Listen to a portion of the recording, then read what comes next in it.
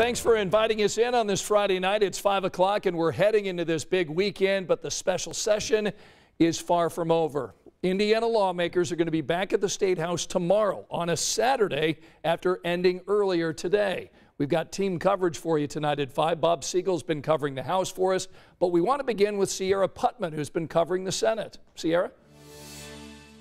It's been a long week with long hours, and today the Senate advanced a bill that would provide more support for women and children.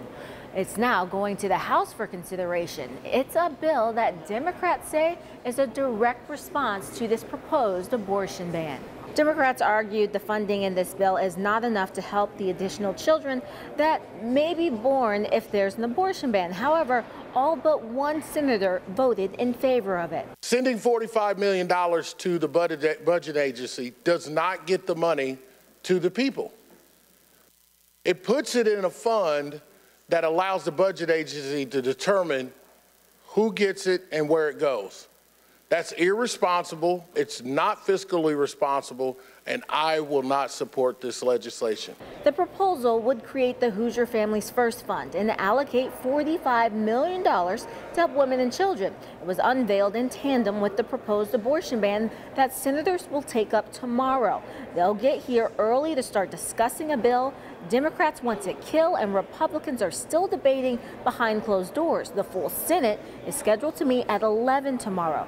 GOP leadership hopes to vote on it tomorrow to stay on schedule. Remember, the legislature only has 3 weeks to conduct its business before August 14th. 3 weeks instead of 5 because GOP leadership decided to start meeting this week instead of July 6th.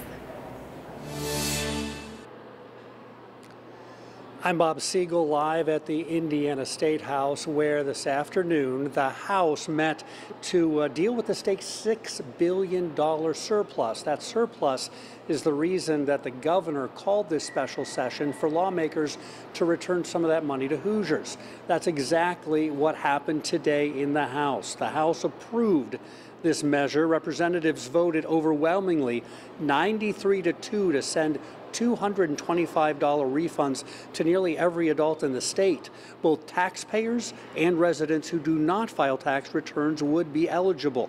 Some Democrats said the tax relief bill does not go far enough, but when it came time for a vote, it still received overwhelming bipartisan support.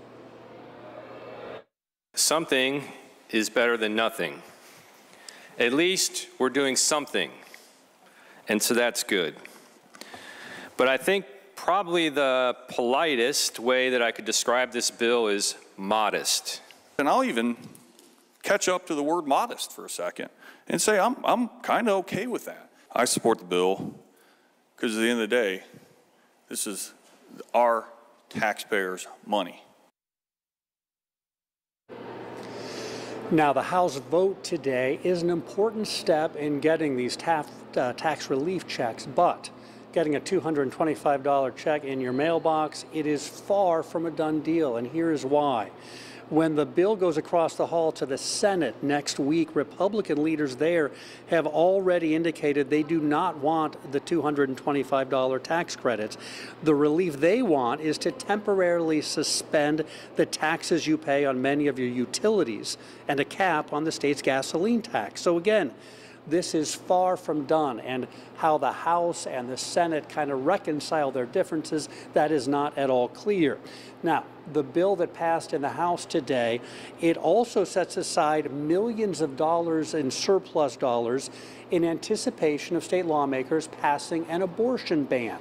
What that money would be spent for, I'll explain that coming up a little later at 6.